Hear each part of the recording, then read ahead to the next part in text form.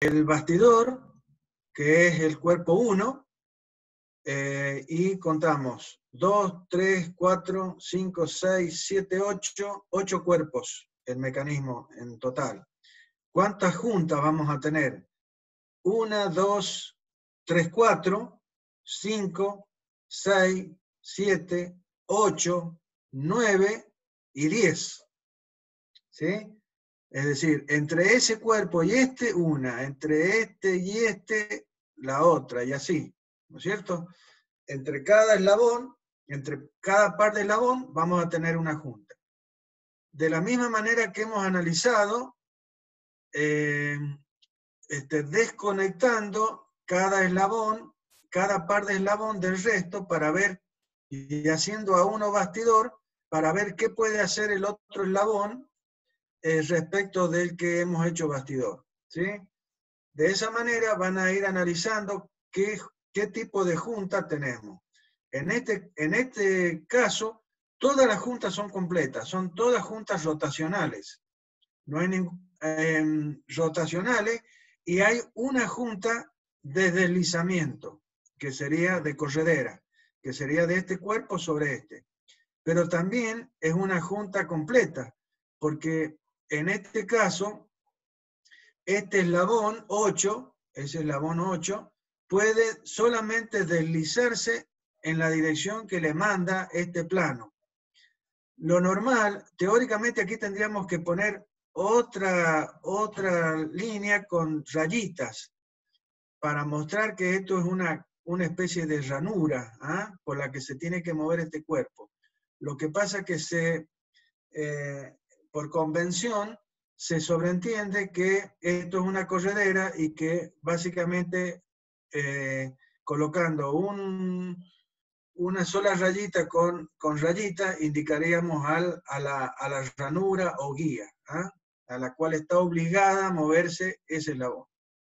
Por lo tanto, esto conforma una junta completa también, porque es una junta completa de traslación.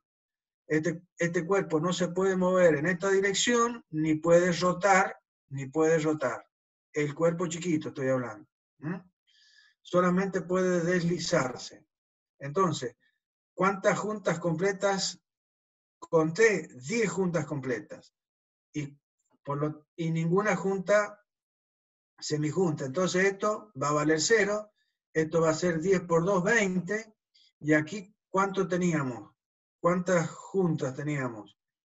1, 2, 3, 4, 5, 6, 7, 8, 9 y 10. Por lo tanto, serían 8 eslabones menos 1. 8 menos 1 son 7. 7 por 3, 21. 21 grados de libertad si todo este sistema de eslabones estuvieran sueltos. Tendrían 21 grados de libertad.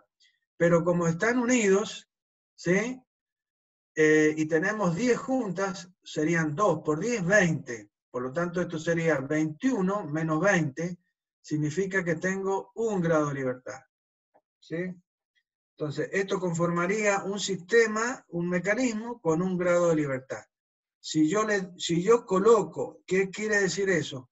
Y que, por un lado, que debo conocer todos los datos de uno de los eslabones. Por ejemplo, el de este. Si yo voy a considerar que esta es mi entrada, quiere decir que este es el eslabón, este chiquito, el Do, va a ser el eslabón que va a recibir el movimiento. Por lo tanto, aquí yo voy a tener que poner, por ejemplo, un motor eléctrico. ¿Sí? Con eso voy a controlar el movimiento de salida, que en este caso va a ser este pistón o corredera que va a desplazarse en una u otra dirección. ¿Sí?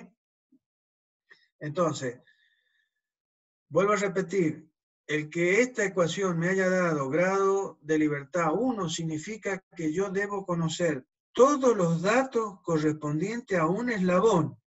Si tiene un grado de libertad, necesito todos los datos referidos al eslabón 2, ¿sí?, para poder calcular cómo se mueven todos los demás eslabones. ¿Sí?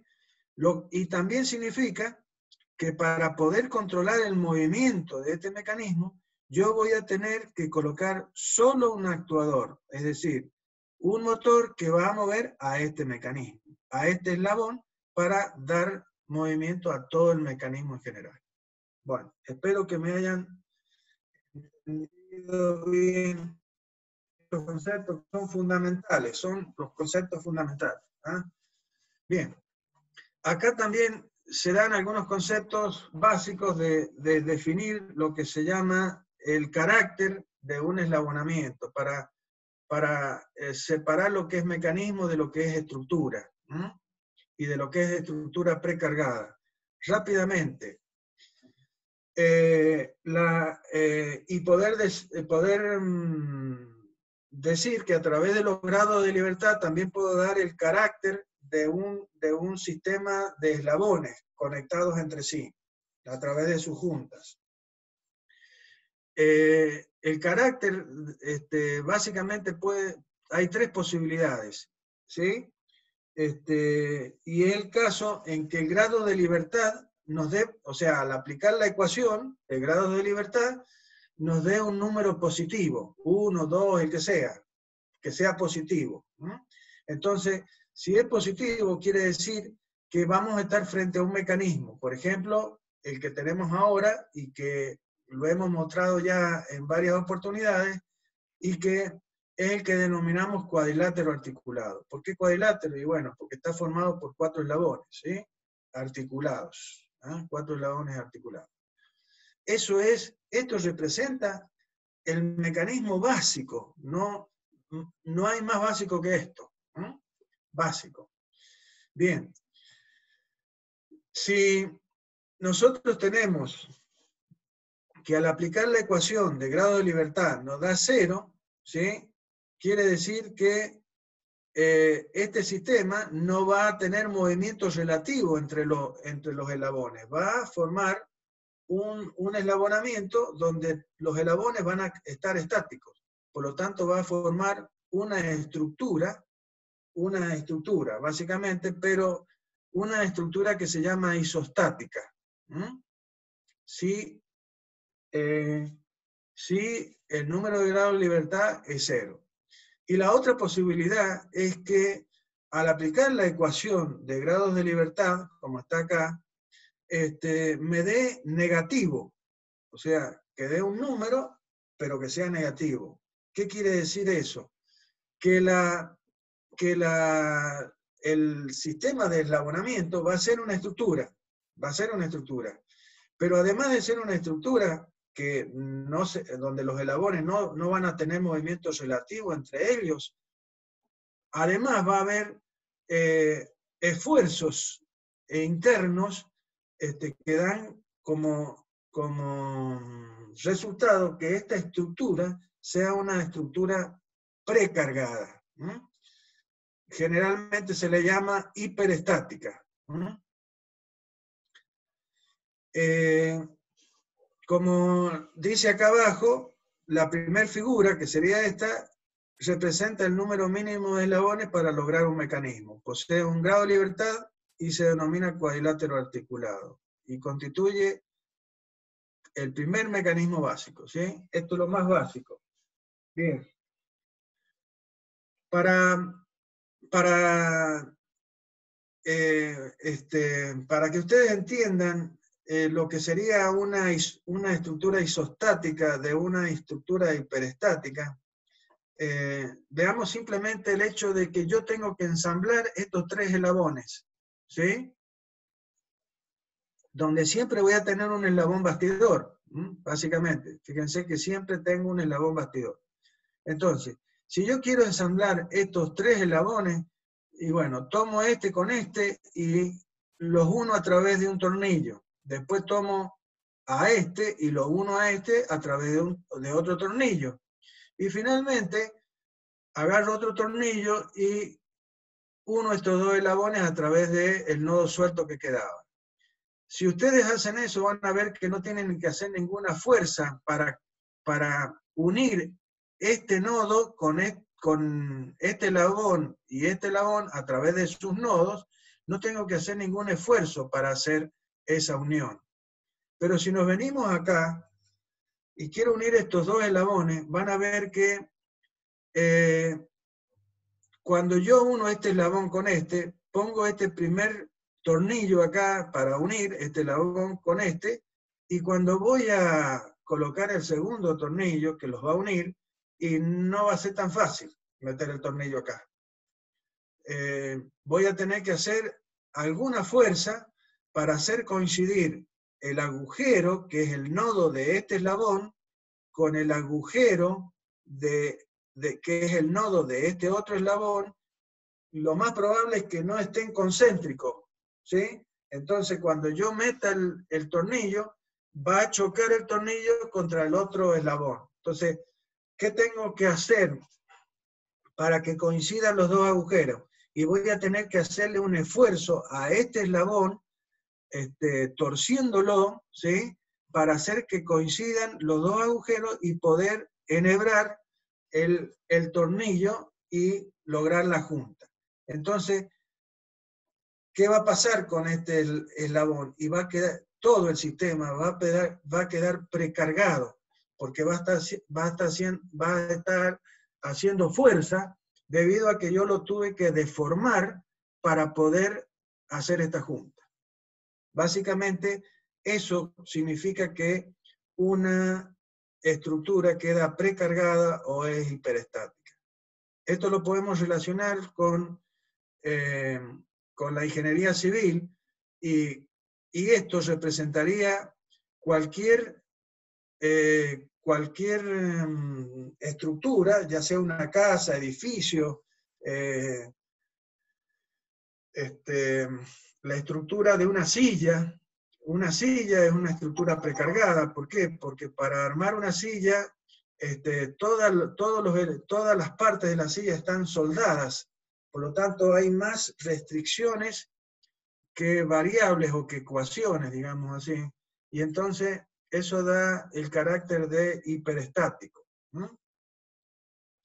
En cambio, por ejemplo, un puente es una estructura isostática, porque normalmente un puente, si yo imagino que este eslabón es un puente, normalmente el puente está de un extremo, que une dos lados, ¿sí? Un puente, de uno de los lados está agarrado, ¿sí? Como si fuera como un perno a la tierra. Pero del otro no está agarrado, está apoyado simplemente sobre unos rodillos. Y entonces esto le permite, ¿qué cosa? Al puente. Y estar libre. No va a sufrir tensiones. ¿Debido a qué? Se preguntan ustedes. Al hecho de que existe el sol calienta de día y de noche se esconde. Entonces esta pieza durante el día se calienta y al calentarse se estira. Y en la noche se enfría y al enfriarse se contrae. Por lo tanto, si yo la tuviera agarrada de ambos lados, esta pieza sufriría esa contracción y esa dilatación, y lo más probable es que se romperían los extremos, se romperían los apoyos con el tiempo. Bueno,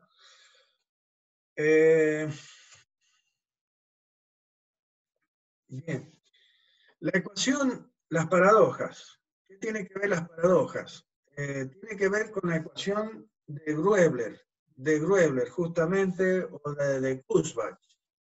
Esta ecuación me da los grados de libertad del mecanismo, y que me dice si es un mecanismo, si es una estructura, o si es una estructura precargada, o si es un mecanismo de un grado de libertad, de 2, de 3, de 4, lo que sea. ¿Sí? Esta ecuación tiene no me sale la palabra, no es una falla, pero tiene singularidades, y es el hecho de que para determinar los grados de libertad, esta ecuación hace uso no solamente de la cantidad de eslabones y de la cantidad de juntas, pero en ningún momento vemos que esta ecuación tenga en cuenta la forma de los eslabones, la forma que tengan esos eslabones. Entonces, esa cuestión, ¿sí? Nos puede llevar a que surjan singularidades que están definidas por las paradojas. ¿Ah? Las paradojas. Si ustedes analizan este mecanismo, que es un mecanismo que está formado por dos eslabones terciarios, porque esto, dos eslabones terciarios, porque esto representaría a un solo eslabón que tiene tres nodos, por lo tanto es terciario, como lo es este triángulo acá, ¿sí? Entonces, este eslabón tiene tres nodos, por lo tanto es terciario. Y cada uno de estos serían binarios, porque tienen dos nodos. Entonces, ahí como se lo ha dibujado el ingeniero Manuel Galdeano.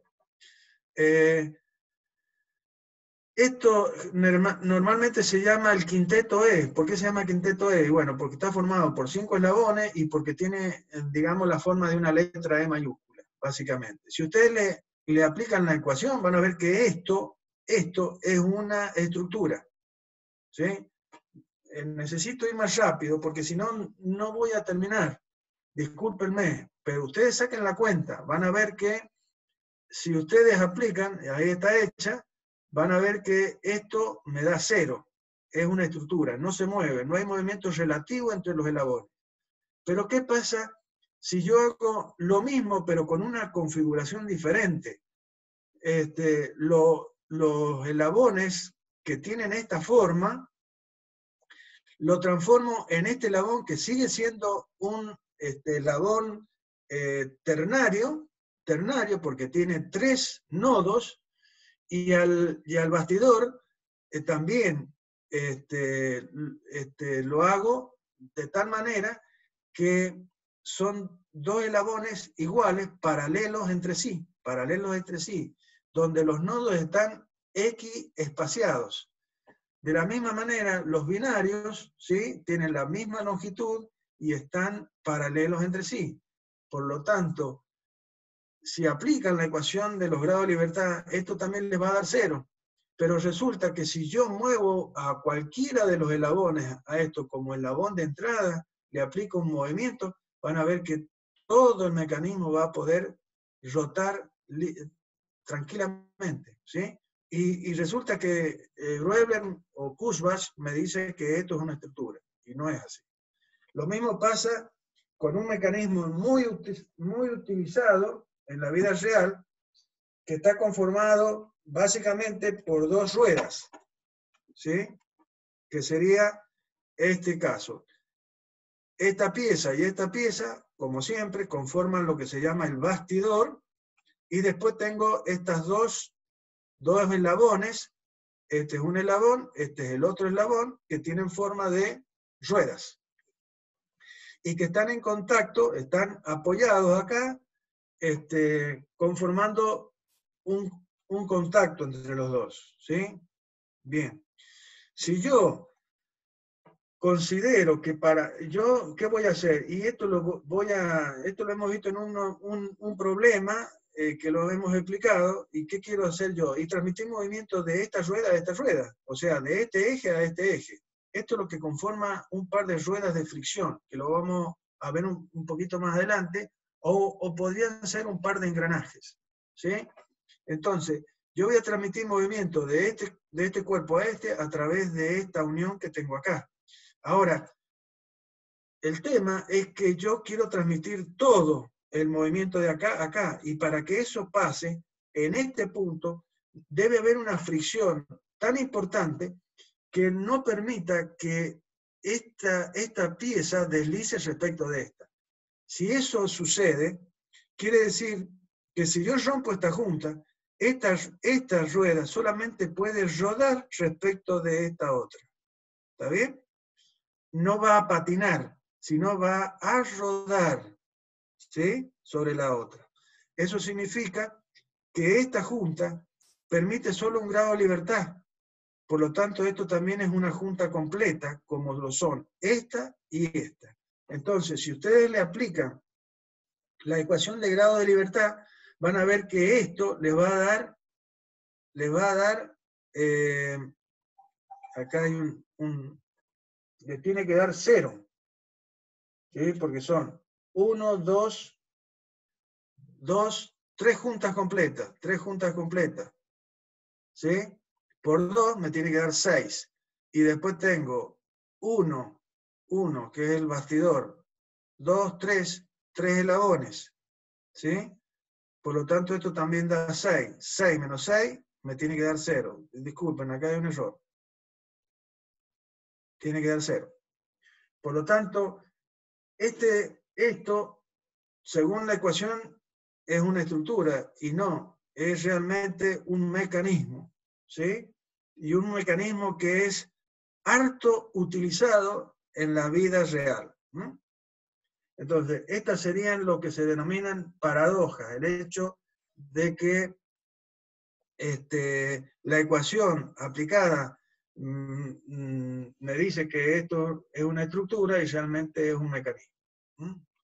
No hay demasiados casos, pero sí el que sintetiza, como yo les decía, el que se dedica a diseñar mecanismos, tiene que tener cuidado con esta situación. ¿Por qué?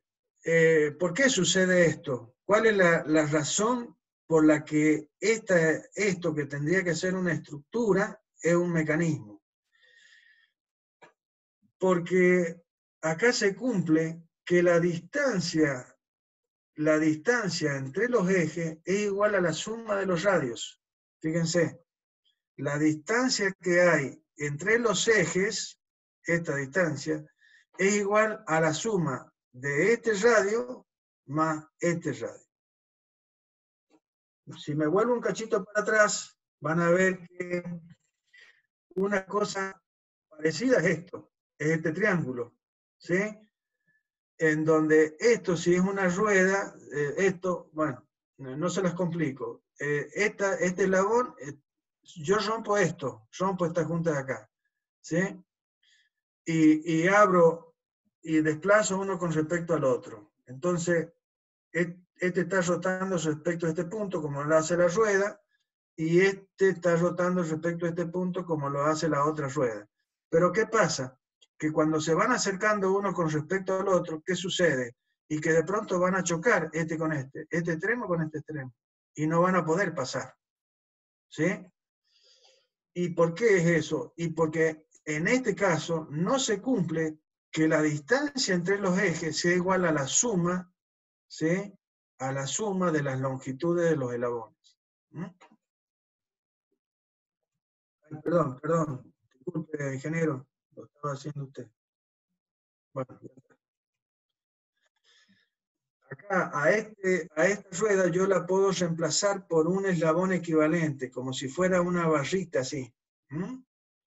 Y a esta rueda lo podría reemplazar por otro eslabón equivalente, se dice, que sería otro eslabón, otra barrita así. Entonces ustedes ven que cuando las barritas vienen moviéndose y se tocan acá, no chocan, sino pasan. Por eso se cumple la paradoja, el hecho de que esto es, si bien es una estructura, es realmente un mecanismo. Bueno. Seguimos con los conceptos. Seguimos con los conceptos que tienen que ver con los mecanismos. Y este es el concepto de transformaciones, el hecho de que nosotros podemos transformar los mecanismos. Y como ya van a ver, van a resultar a través de la aplicación de estas leyes de transformación, vamos a ver cómo se va a ir transformando ese mecanismo básico que yo les digo, el mecanismo básico, que es el cuadrilátero articulado, se va a transformar en otros mecanismos, ¿no? Va a tomar otras formas, pero va a seguir siendo el mecanismo del cuadrilátero articulado. Entonces, estas leyes de transformación básicamente son 6, pero de esas 6 nosotros vamos a aplicar 4 nada más. Cuando ustedes lean el Norto van a ver que hay 6 leyes, pero de esas leyes aplicamos las 4 primeras.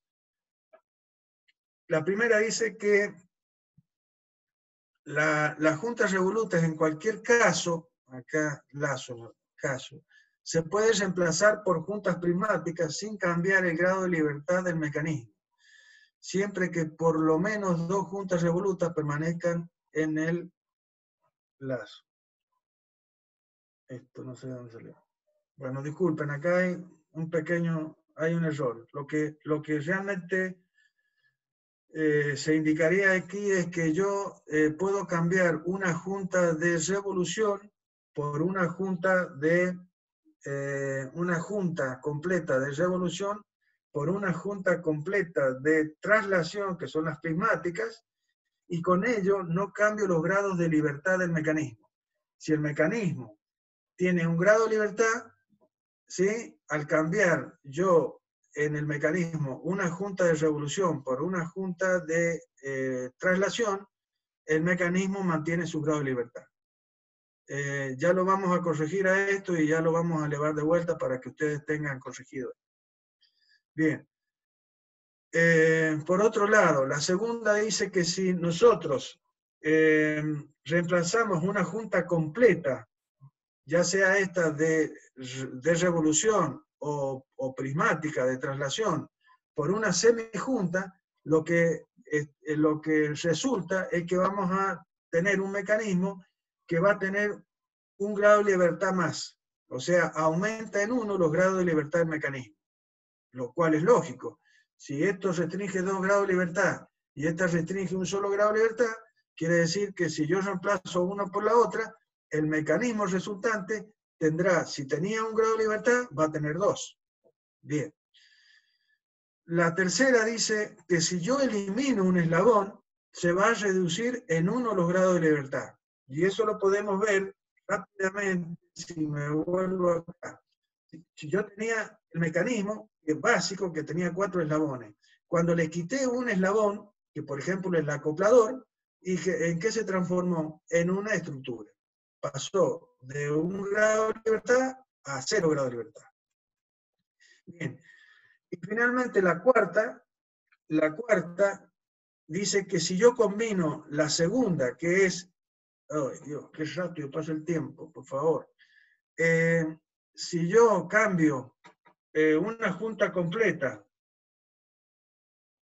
por una semijunta y al mismo tiempo quito un eslabón, lo que voy a lograr es mantener los grados de libertad que tenía el mecanismo. ¿Sí? O sea, combina la segunda con la tercera para darme la cuarta. Miren, el ingeniero Manuel Galeano me está avisando que quedan 9 minutos. Antes que se me termine el tiempo, yo quiero decirles que hoy o mañana vamos a elevar a la plataforma un cuestionario de preguntas, porque sí o sí tenemos que ir viendo la forma de que ustedes van viendo la materia y tener alguna, hasta el momento no sabemos si podemos llamar evaluación, pero sí un registro que se va a tener en cuenta para luego el tema de la boleta. ¿Sí? Vuelvo a repetir, la situación de boleta va a depender de que ustedes cumplan con esta situación y que estén en condiciones de cursar la materia. Vamos a ver todos los casos, pero quiero ser claro en esta situación.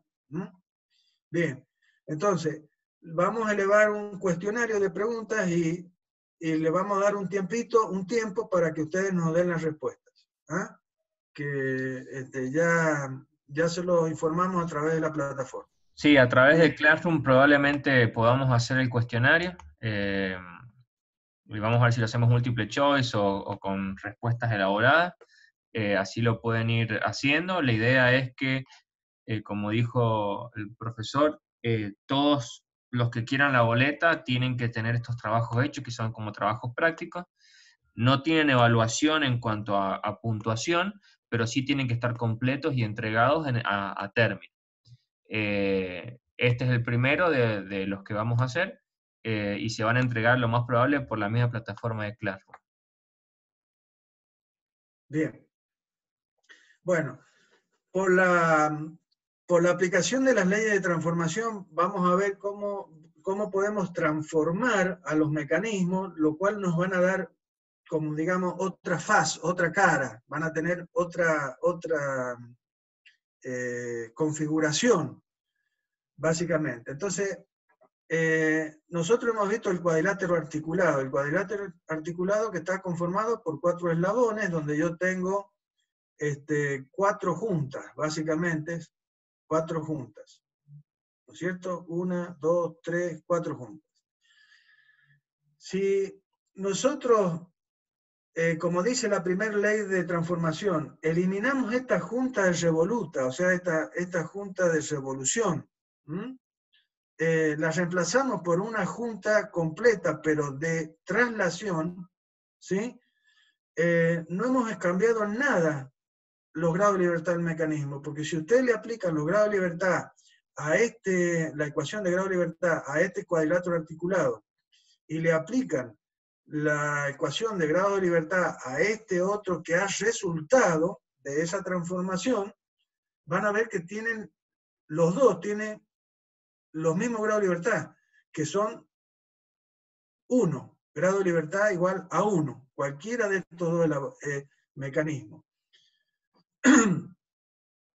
Pero este mecanismo que ha resultado aquí es el que nosotros denominamos el segundo mecanismo básico y que conforma lo que se llama el mecanismo de manivela, biela, corredera.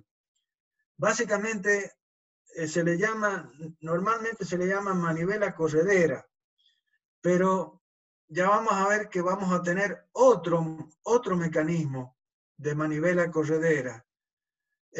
Y para diferenciar uno de otro es que a este le vamos a llamar manivela, biela, corredera, y al otro le vamos a llamar manivela corredera. ¿Sí? Bien. ¿Y qué resulta acá? Este mecanismo, ya vamos a ver, básicamente que es un mecanismo de cuadrilátero articulado. Habíamos visto en un ejemplo anterior en que este eslabón de entrada o manivela puede girar 360 grados y este eslabón de salida generalmente por su longitud y por su configuración generalmente va a ser un mecanismo que va a rotar pero va a hacer giros parciales, es decir, es un balancín, no llega a hacer giros completos. Y este es nuestro eslabón acoplador. O sea que mientras este va a girar 360 grados, este va a ir y va a volver. Por eso se llama eslabón mecanismo de manivela balancín.